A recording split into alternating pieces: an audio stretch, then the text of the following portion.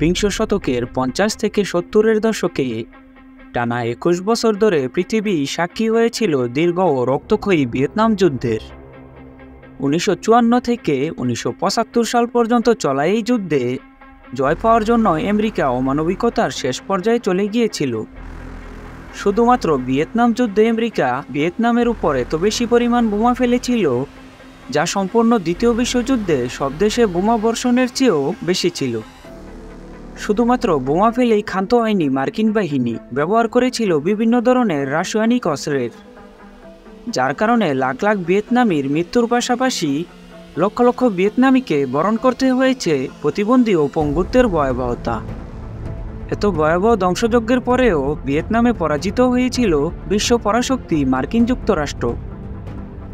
ইতিহাসে আমরা চ্যানেলের এই পর্বে জানব ভিয়েতনাম যুদ্ধের ভয়ঙ্কর নৃশংসতা সম্পর্কে। ভিডিও শুরু করার আগে অনুরোধ করব, আপনি যদি এই চ্যানেলে নতুন হয়ে থাকেন তাহলে ইতিহাসে আমরা সাবস্ক্রাইব করে বেল আইকনে ক্লিক করুন।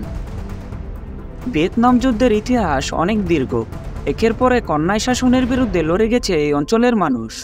বিভিন্ন সময় বিভিন্ন জাতি ভিয়েতনাম শাসন করেছে। ৫৪৪ সালে ভিয়েতনামের বীর যোদ্ধা লাই বানের নেতৃত্বে বান জোয়ান প্রতিষ্ঠিত হয়। ৬০৩ সালে বান জোয়ান দখল করে চীন। এরপর ১২শ শতকে ভিয়েতনাম স্বাধীন হলেও ১৪০৬ সালে চীন ভিয়েতনামকে আবারও নিজেদের নিয়ন্ত্রণে আনে। এই দখলদারিত্বের বিরুদ্ধে গণ অভ্যুত্থান, বিশেষ করে কৃষক বিদ্রোহের ফলে ১৮শ শতকে ভিয়েতনাম স্বাধীন হয়। ১৯বিংশ শতকে ফরাসি সম্রাট ষোড়শ লুইয়ের শাসনামলে ফরাসিরা ভিয়েতনামে উপনিবেশ প্রতিষ্ঠা করে। পরবর্তীতে লাওস ও কম্বোডিয়াকে ভিয়েতনামের সাথে যুক্ত করে ফরাসিরা এর নাম দেয় ইন্দোচীন। দ্বিতীয় বিশ্বযুদ্ধের সময় জাপান ভিয়েতনাম আক্রমণ করে দখল নিলেও ফরাসি উপনিবেশিক শাসন তখনও সমাপ্ত হয়নি। তখন জাপান আর ফ্রান্স ক্ষমতা ভাগাভাগি করে এই অঞ্চলে শাসন চালিয়ে যেতে থাকে। চীন এবং সোভিয়েত ইউনিয়নের সমাজতান্ত্রিক বিপ্লব থেকে অনুপ্রাণিত হয়ে জাপান ও ফ্রান্সের উপনিবেশিক শাসন থেকে মুক্তির জন্য ভিয়েতনামের স্বাধীনতা সংগ্রামের নায়ক হো চি মিন ১৯৪১ সালের মে মাসে গঠন করেন ভিয়েতমিন, যার অর্থ হল ভিয়েতনামের স্বাধীনতা সংঘ। ১৯৪৩ সালের শেষের দিকে জেনারেল ও নগুয়েনের নেতৃত্বে জাপানের বিরুদ্ধে গেরিলা যুদ্ধ শুরু করে ভিয়েতমিন। ১৯৪৫ সালের মার্চে ভিয়েতনামের বাও দাইকে রাজা বানিয়ে ভিয়েতনামকে নিজেদের নিয়ন্ত্রণাধীন একটি রাজ্য ঘোষণা করে জাপান। সে সময় জাপান ও ফ্রান্সের ক্রমাগত শোষণের ফলস্বরূপ ভিয়েতনামে ভয়াবহ এক দুর্ভিক্ষ হয়। ফলে প্রায় ৪ থেকে ২০ লক্ষ মানুষ অনাহারে মৃত্যুবরণ করে। এর ফলে বাড়তে থাকে ভিয়েতমিনের সদস্য সংখ্যা। দ্বিতীয় বিশ্বযুদ্ধে জাপান ক্রমশ দুর্বল হয়ে পড়ে। জাপানের আত্মসমর্পণ যখন আসন্ন, সে সময় আগস্টের ১৪ তারিখে ভিয়েতমিন বাহিনী গোটা ভিয়েতনাম জুড়ে বিভিন্ন অঞ্চলের দখল নেওয়া শুরু করে। ইতিহাসে আগস্ট বিপ্লব নামে এটি পরিচিত। ১৯৪৫ সালের ২ সেপ্টেম্বর হো চি মিন হ্যানয় শহরে ভিয়েতনামের স্বাধীনতা ঘোষণা করেন।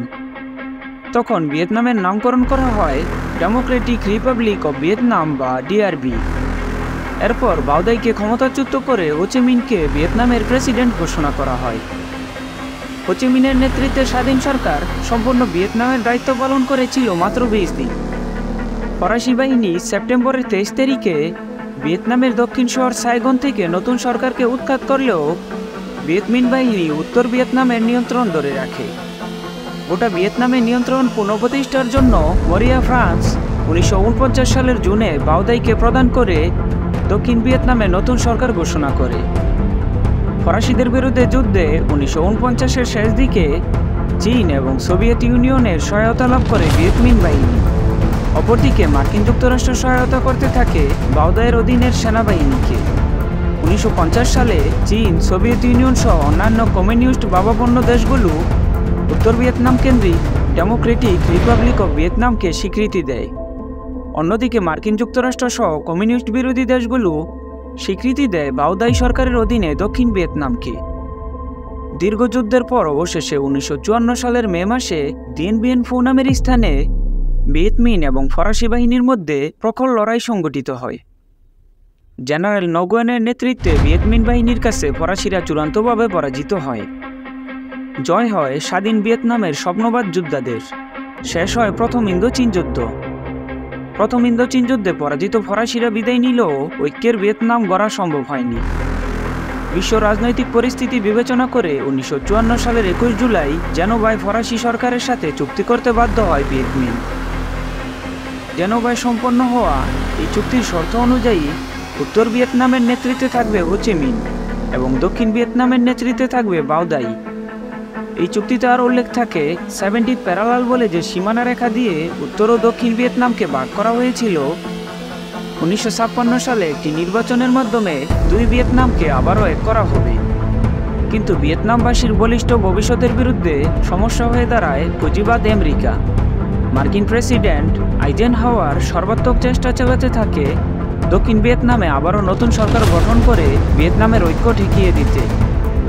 তখন মার্কিন যুক্তরাষ্ট্রের সমর্থন ও সাহায্য নিয়ে 1955 সালে দক্ষিণ ভিয়েতনামে একটি ভুয়া নির্বাচনের মাধ্যমে বাও দাইকে সরিয়ে প্রচণ্ড কমিউনিস্ট বিদ্বেষী দিন দিয়েম নুকে প্রেসিডেন্ট নির্বাচিত করা হয়। এ সময় হো চি মিন শাসিত উত্তর ভিয়েতনামকে মোকাবেলা করতে মার্কিন যুক্তরাষ্ট্র দিন দিয়েম নুয়ের বাহিনীকে প্রশিক্ষণ দেওয়ার সাথে সাথে অস্ত্র সরবরাহ করতে শুরু করে। শুরু হয় দিন দিয়েম নুয়ের নির্মম অত্যাচার। যুদ্ধ এড়িয়ে রাজনৈতিক কৌশলের মাধ্যমে জয়ের অনেক চেষ্টা বিফল হবার পর 1959 সালের জানুয়ারিতে উত্তর ভিয়েতনামের কমিউনিস্ট যোদ্ধারা দক্ষিণ ভিয়েতনামের ঐক্যবিরোধী শাসকদের অধীনস্থ সেনাবাহিনীর বিরুদ্ধে সর্বাত্মক যুদ্ধ ঘোষণা করে।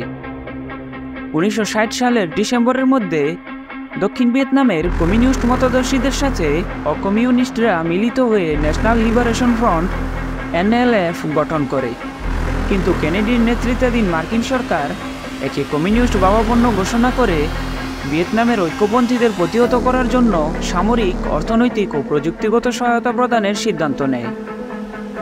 60-এর দশকের শুরুর দিকে দিন দিয়েম নুয়ের বিরুদ্ধে দক্ষিণ ভিয়েতনামে আন্দোলন ও বিক্ষোভ শুরু হয়।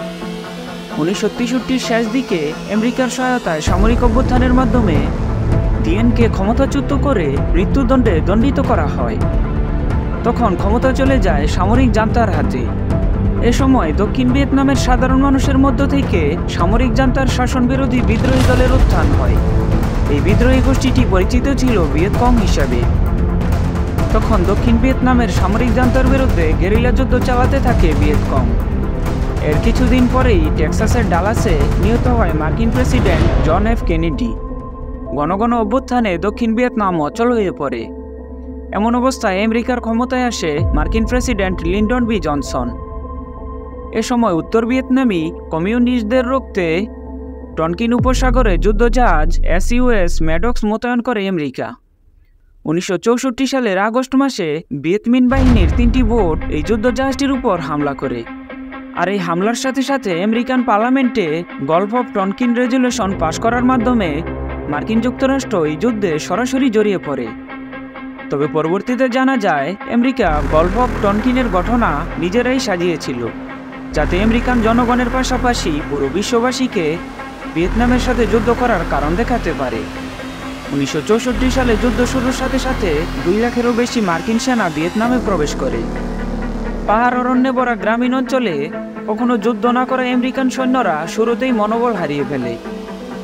ফলে আমেরিকান সৈন্যরা যেসব ট্যাঙ্ক বা যুদ্ধের গাড়ি নিয়ে এসেছিল সেগুলো এক প্রকার অকেজো হয়ে পড়ে। জলাশয় জঙ্গলে ভরা ভিয়েতনামের ভূমিতে সুবিধা করতে না পেরে অপারেশন রোলিং থান্ডার শুরুর অনুমোদন দেয় মার্কিন যুক্তরাষ্ট্র। 1965 সালের 2 মার্চ আমেরিকান এবং দক্ষিণ ভিয়েতনামের এয়ারফোর্স বাহিনীর প্রায় 100 বিমান বোমা বর্ষণ করা শুরু করে। এই হামলা উত্তর ভিয়েতনামের সেনাবাহিনীর ঘাঁটিতে চালানোর কথা বলা হলেও সেসব আক্রমণে বিপুল সংখ্যক সাধারণ মানুষ মারা যায়। উত্তর ভিয়েতনামের কমিউনিস্ট সেনা ও ভিয়েতকংয়ের বিরুদ্ধে যুদ্ধ করতে 1968 সালের মধ্যে 5 লাখের বেশি মার্কিন সেনা ভিয়েতনামে প্রবেশ করে। বন জঙ্গলে ভরা ভিয়েতনামে বিপুল পরিমাণ সৈন্য যুদ্ধ সমরাস্ত্রের পাশাপাশি বিমান বাহিনীর সহায়তা পেল যুক্তরাষ্ট্রের সেনারা ভিয়েতনামের গেরিলা যোদ্ধাদের বিরুদ্ধে সুবিধা করতে পারছিল না। সম্মুখ সমরে মার্কিন সেনাদের মৃত্যুতে তাদের মনোবল ক্রমশই দুর্বল হতে থাকে। তখন আমেরিকান এয়ারফোর্স বনাঞ্চল ধ্বংস করার জন্য এজেন্ট অরেঞ্জের মতো রাসায়নিক কেমিক্যাল ব্যবহার করা শুরু করে। ধারণা করা হয় ভিয়েতনাম যুদ্ধে আমেরিকা 4.5 মিলিয়ন একর বনাঞ্চলের উপর প্রায় 4 কোটি লিটার বিষাক্ত এজেন্ট অরেঞ্জ স্প্রে করেছিল। এই এজেন্ট অরেঞ্জের পাশাপাশি নাপাম নামের একটি রাসায়নিক কেমিক্যাল ব্যবহার করা হয়েছিল, যার ফলে বিস্তীর্ণ বনাঞ্চলে আগুন ধরে যায়। এ সময় আত্মরক্ষার বিশেষ কৌশল হিসাবে ভিয়েতনামের সৈনিকরা মাটির নিচে সুড়ঙ্গ তৈরি করতে শুরু করে। মাইলের পর মাইল সুড়ঙ্গ নেটওয়ার্ক তৈরি করা হয়। এই সুড়ঙ্গ সৈন্যদের আবাসন, যোগাযোগ এবং আমেরিকান সৈন্যদের উপর হামলা করে নিরাপদে লুকিয়ে যাওয়ার জন্য ব্যবহার করা হতো। এছাড়া বাসস্থান, রান্নাঘর, অস্ত্রাগার, হাসপাতাল সহ সবই ছিল ভূগর্ভস্থ এই সুড়ঙ্গে। এ সময় ভিয়েতকং গেরিলাদের ঘাঁটি ধ্বংস করার নাম করে আমেরিকান বাহিনী দক্ষিণ ভিয়েতনামের বহু গ্রামে নারী নির্যাতন, হত্যা এবং লুটপাট চালায়। যুদ্ধে ব্যবহৃত এজেন্ট অরেঞ্জ ও নাপাম বোমের বিষাক্ত কেমিক্যালের কারণে এসব অঞ্চলের সাধারণ মানুষের ক্যান্সার এবং বিকলাঙ্গ হওয়ার পাশাপাশি গাছপালা ও ফসলের ব্যাপক ক্ষতি হয়। রাসায়নিক অস্ত্র ব্যবহারের ফলে দক্ষিণ ভিয়েতনামের গ্রামীণ জনগণের মনে আমেরিকা বিরোধী মনোভাব ভয়ঙ্কর রূপ নেয়। দিনে দিনে আমেরিকান বিমানবন্দরে মার্কিন সেনাদের লাশের কফিন বাড়তে থাকে। 1968 সালের 31 জানুয়ারি টেট অফেন্সিভ অভিযান পরিচালনা করে উত্তর ভিয়েতনামের যোদ্ধারা। এ সময় দক্ষিণ ভিয়েতনামের 100টিরও বেশি শহরে ও ঘাঁটিতে একযোগে সমন্বিত আক্রমণ করে তারা। এই আক্রমণে প্রায় 17,000 মার্কিন সেনা নিহত হয়, যা ভিয়েতনাম যুদ্ধে মোট আমেরিকান সেনার মৃত্যুর 30%। অন্যদিকে আমেরিকান সাংবাদিকরা ভিয়েতনাম যুদ্ধের খবর সরাসরি প্রচারের জন্য ভিয়েতনামে আসতে শুরু করে এবং যুক্তরাষ্ট্রের টেলিভিশনে বিস্তারিতভাবে ভিয়েতনাম যুদ্ধের ভয়াবহতা ও ক্ষয়ক্ষতির চিত্র তুলে ধরা হতে থাকে। এসব দেখে শিক্ষার্থীরা ভিয়েতনাম যুদ্ধে মার্কিন অংশগ্রহণের সমালোচনা করে বিক্ষোভ শুরু করে। ধীরে ধীরে এই বিক্ষোভ পুরো আমেরিকায় ছড়িয়ে পড়ে। এক পর্যায়ে প্রতি সপ্তাহে যুদ্ধবিরোধী মিছিল অনুষ্ঠিত হতে থাকে ওয়াশিংটন সহ আমেরিকার বিভিন্ন শহরে। 1968 সালের মার্চ মাসে দক্ষিণ ভিয়েতনামের মাইলাই গ্রামের সবাইকে হত্যা করে মার্কিন বাহিনী। ফলে আমেরিকায় বড়সড় আন্দোলন শুরু হয় যুদ্ধ বন্ধের জন্য। আমেরিকান জনগণ প্রশ্ন করতে শুরু করে, ভিয়েতনামের যুদ্ধে আমেরিকান সৈন্যরা কেন প্রাণ দিবে? কেন তাদের ট্যাক্সের টাকায় বিনা কারণে অন্য দেশের সাথে যুদ্ধ করা হবে? 1968 সালে রিচার্ড নিক্সন ভোটে দাঁড়ান এবং প্রতিশ্রুতি দেন যদি তিনি ভোটে জিতেন তাহলে ভিয়েতনাম যুদ্ধ থেকে আমেরিকান সৈন্য প্রত্যাহার করবেন। ভোটে জেতার পর প্রতিশ্রুতি অনুযায়ী 1970 সালের শুরুতে আমেরিকান সৈন্য ফেরত আনা শুরু করেন রিচার্ড নিক্সন। এর প্রেক্ষিতে 1973 সালের 27 জানুয়ারি প্যারিসে স্বাক্ষরিত শান্তি চুক্তি অনুযায়ী আমেরিকার সাথে উত্তর ভিয়েতনামের যুদ্ধের সমাপ্তি হয়। কিন্তু দুই ভিয়েতনামের যুদ্ধ 1975 সাল পর্যন্ত অব্যাহত ছিল। 1975 সালের 30 এপ্রিল উত্তর ভিয়েতনামের কমিউনিস্ট বাহিনী দক্ষিণের রাজধানী সাইগনে পৌঁছে যায়। তখন অবশিষ্ট মার্কিন সেনাদের সাইগন ছাড়ার নির্দেশ দেওয়া হয়। প্রায় 1000 আমেরিকান ও 7000 ভিয়েতনামি সহকর্মীদের নিয়ে দক্ষিণ ভিয়েতনাম থেকে বিদায় হয় আমেরিকান বিমান।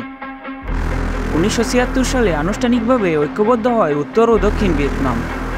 টানা 21 বছর ধরে চলা ভিয়েতনাম যুদ্ধে প্রায় 32 লক্ষ ভিয়েতনামি মানুষ মারা যায়। এছাড়া প্রতিবেশী দেশ লাওস ও কম্বোডিয়ার 10 থেকে 15 লাখ মানুষ এই যুদ্ধে মৃত্যুবরণ করে। অপরদিকে প্রায় 58,000 মার্কিন সেনা নিহত হয় এবং 3 লক্ষ মার্কিন সেনা আহত হয়ে পঙ্গুত্ববরণ করে। এই যুদ্ধে মার্কিন যুক্তরাষ্ট্রের প্রায় 1850 বিলিয়ন মার্কিন ডলার খরচ হয়। 1965 থেকে 1973 সালের মধ্যে মার্কিন বিমান বাহিনী ভিয়েতনামে প্রায় 80 লক্ষ টন বোমা বর্ষণ করেছিল, যা সম্পূর্ণ দ্বিতীয় বিশ্বযুদ্ধে সব দেশে বোমা বর্ষণের চেয়েও বেশি ছিল। অতীতে ঘটে যাওয়া দ্বিতীয় বিশ্বযুদ্ধে 30টি দেশের 10 কোটি সৈনিক অংশগ্রহণ করেছিল। প্রায় 7 কোটির মতো মানুষের মৃত্যু হয়েছিল এই মহাযুদ্ধে। প্রথমবারের মতো ব্যবহার করা হয়েছিল মানববিধ্বংসী পরমাণু বোমা। 1939 থেকে 1945 সাল পর্যন্ত চলা দ্বিতীয় বিশ্বযুদ্ধ সম্পর্কে বিস্তারিত জানতে চাইলে ইতিহাসে আমরা চ্যানেলের এই ভিডিওটি দেখুন। আমাদের ভিডিও ভালো লাগলে ইতিহাসে আমরা সাবস্ক্রাইব করুন। ফেসবুকে আমাদের ভিডিও দেখতে চাইলে ইতিহাসে আমরা ফেসবুক পেজটি লাইক এবং ফলো করুন।